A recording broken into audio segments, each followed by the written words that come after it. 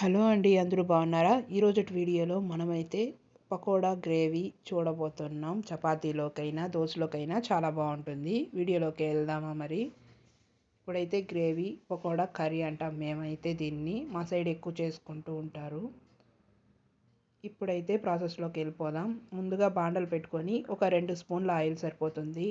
ఆవాలు, మినపప్పు వేసుకోవాలి. ఆవాలు కొద్దిగా చిటపట్లాడిన తర్వాత పచ్చిశనగపప్పు కూడా వేసుకొని కొద్దిగా ఫ్రై చేసుకోవాలి. పచ్చిశనగపప్పు కొద్దిగా వేగిన తర్వాత వెల్లుల్లిపాయలు, ఒలుచుకున్న వెల్లుల్లిపాయలు, కరివేపాకు వేశాను.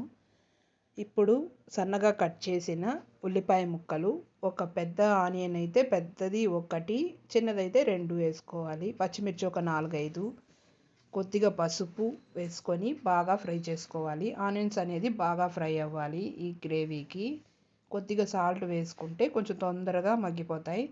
ఇప్పుడు అల్లం తురుము వేసుకున్నాను, దంచైనా వేసుకోవచ్చు. ఇప్పుడు కొద్దిగా బాగా ఫ్రై అయిపోయిన తర్వాత ఆనియన్స్, టమాటా కూడా వేసుకోవాలి. టమాటా ఒక చిన్న టమాటా అయితే 2 వేసుకోవచ్చు, పెద్దదైతే 1 వేసుకుంటే సరిపోతుంది.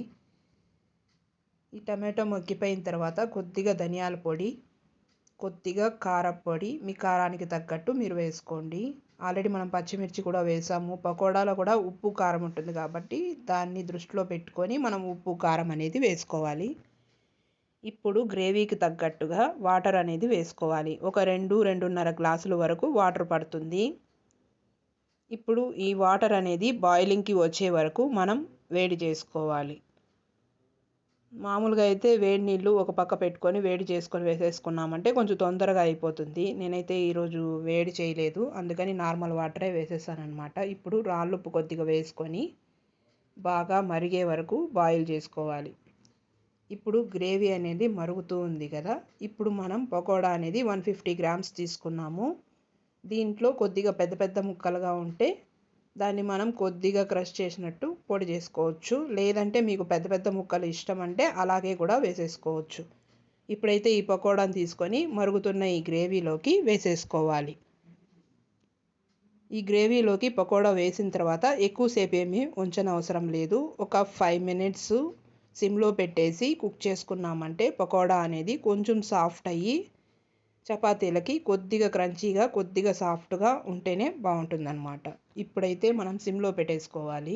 ఇప్పుడు 5 మినిట్స్ సిమ్లో ఇవి కొంచెం గ్రేవీ అనేది దగ్గర పడే లోపల మనం కొద్దిగా కొత్తిమీరను కూడా ఇందులో వేసేసుకొని ఆ 5 మినిట్స్ సిమ్లో ఉడికే లోపల మన గ్రేవీ అనేది ఇలా దగ్గరికి వచ్చేస్తుంది. చూస్తున్నారు కదా, ఆయిల్ అంతా పైకి తేలి ఎంత చక్కగా గ్రేవీ అనేది రెడీ అయిపోయిందో. ఇప్పుడైతే బౌల్లోకి తీసుకొని సర్వ్ చేసుకోవడమే. వేడివేడిగా చపాతీలోకి అయితే మేమైతే ఈరోజు చపాతీలోకి సర్వ్ చేసుకుంటున్నాం. ఈ చపాతీలు పకోడా కర్రీ మీకు నచ్చినట్లయితే ఈ వీడియోకి ఒక చిన్న లైక్ ఇవ్వండి. నచ్చితే సబ్స్క్రైబ్ చేసుకోండి.